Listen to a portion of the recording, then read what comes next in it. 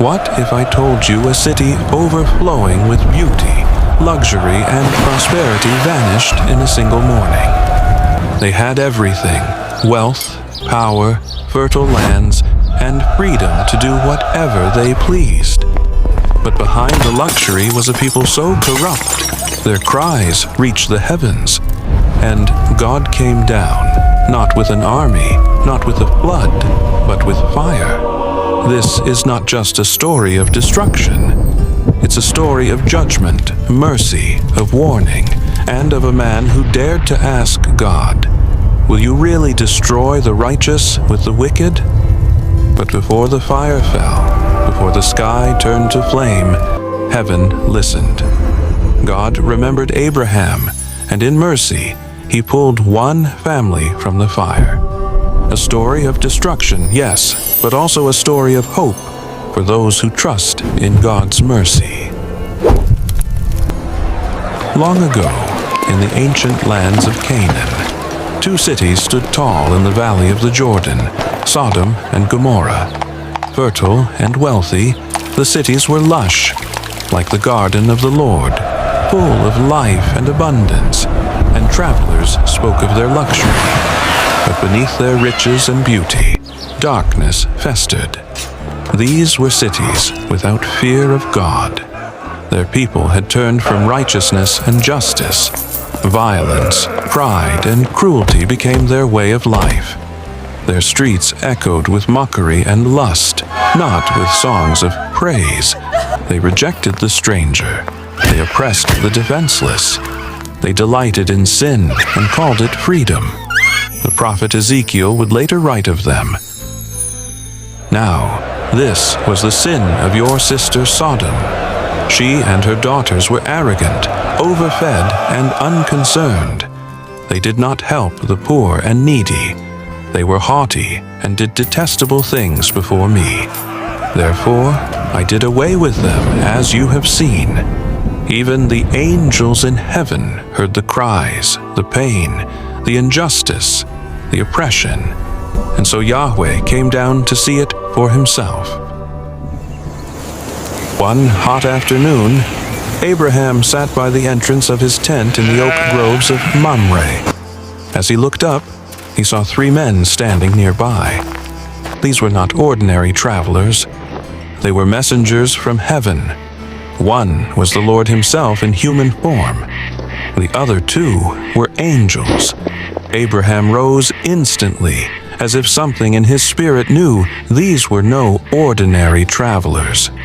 He ran to meet them and bowed low to the ground and said, "My Lord, if I have found favor in your eyes, do not pass your servant by. Let a little water be brought, and then you may all wash your feet and rest under this tree. Let me get you something to eat so you can be refreshed, and then go on your way." The three men agreed, and Abraham rushed to prepare a feast: fresh bread, curds, milk, and a choice calf. He stood by them as they ate, honored to serve these heavenly guests. After they finished the meal, the Lord turned to Abraham and spoke. "The outcry against Sodom and Gomorrah is great. Their sin is very grievous. I will go down to see whether they have done all that has been reported. If not, I will know." As the angels went ahead, Abraham stood before the Lord, and he did something bold, something only a man who truly knows God would dare. He stepped forward and pleaded, "Will you sweep away the righteous with the wicked?" Suppose there are 50 righteous within the city. Will you still destroy it? To kill the righteous with the wicked, treating them alike, shall not the judge of all the earth do right?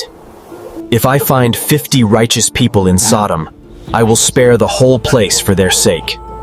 Abraham grew bolder. What if there are 45, 40, 30, 20? For their sake, I will not destroy it. Finally, Abraham said, Let me speak once more. What if only 10 are found there? For the sake of 10, I will not destroy it. Abraham dared not ask for more. Then the Lord departed, and Abraham returned to his tent, his heart heavy, hoping there were at least 10 righteous souls in the city. As night fell over Sodom, the 2 angels arrived at the city gates. There sat Lot, Abraham's nephew, in the gateway of the city. He had chosen to live in Sodom years earlier, drawn by its wealth and fertile plains, despite its reputation for wickedness. When Lot saw the visitors, he rose and bowed low. My lords, please come to your servant's house and spend the night. Wash your feet and rise early to continue your journey. The angels said, No, we will spend the night in the square. but Lot insisted urgently. Do not stay in the He square knew tonight. what the city was My lords, capable of. come to my house. Eventually, they agreed, and he brought them into his home and prepared a feast. But before they had gone to bed, a terrible sound echoed through the streets. Men of Sodom, young and old, from every part of the city, surrounded the house. They beat on the door and shouted. Where are the men who came to you tonight? Their demand was not about hospitality. It was a violent, immoral demand. Lot rushed outside and shut the door behind him. Please, my brothers, do not do this wicked thing. But the crowd only grew angrier. Out of our way! We will treat you worse than them! In that moment of terror, the strangers revealed their divine power. They struck the mob with sudden blindness. What is this sorcery? Panic spread. Help The men me! groped at the I can't walls, see! unable to find their path. Lot stared in shock. These were no ordinary men. These were messengers of God. The Do you have angels anyone else here? turned to Lot. Sons-in-law, sons, daughters, or anyone else. Get them out of here. We are going to destroy this place. The outcry to the Lord is so great. At dawn, the angels urged Lot again. Wife and your 2 daughters and flee, or you will be swept away. But Lot lingered. Was it fear? Attachment to his home? Doubt? The text does not say, but he hesitated. So the angels, in an act of God's mercy, seized them by the hands. Lot, his wife, and his daughters fled the city. The Lord had mercy on them, not because they were righteous, but because he remembered Abraham's plea. Once outside, one of the angels said, Run for your lives! Don't look back, and don't stop in the plain. Flee to the mountains. Lot begged. Disaster will overtake me. Let me escape to that little The town angel over there. agreed. It is small. Hurry, I cannot do anything until you... The town was called Zoar, meaning small. Just as the sun rose over the land, Lot and his family fled toward Zoar. Then it happened. The Lord rained down fire and burning sulfur from the heavens. Not just on Sodom, but also Gomorrah. A storm of judgment fell from above. The sky turned red. The earth trembled. Buildings crumbled. Fields erupted in flame. People cried out, but it was too late. Everything in the valley, cities, homes, gardens, livestock, was wiped away in an instant. But as they fled, Lot's wife turned back. She looked toward the city, her heart still tied to what she left behind. In that single moment of disobedience and longing, something began to change. Her skin turned to white. Fine grains crept across her cheeks like sudden frost. Her arms stiffened, her feet rooted to the ground. Then, all at once, she became a pillar of salt. God's mercy had pulled the rest of them out of the fire. But looking back cost her everything. Lot and his family reached Zoar safely. Afraid to remain in the town, Lot fled with his 2 daughters into the mountains. There they hid in a cave, isolated and broken. There, A sad and twisted story followed. Thinking no man would come to them, Lot's daughters got their father drunk and bore children by him. The sons born of them became the Moabites and the Ammonites, nations born in sin, nations later standing in opposition to Israel. The story of Sodom and Gomorrah echoed through the generations. The prophets spoke of it. Jesus himself referred to it.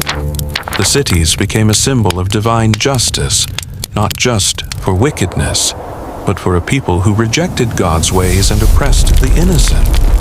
What was their sin? In wealth and ease they became careless. In pride, cruel. In freedom, they gave themselves to perversion, injustice, and violence.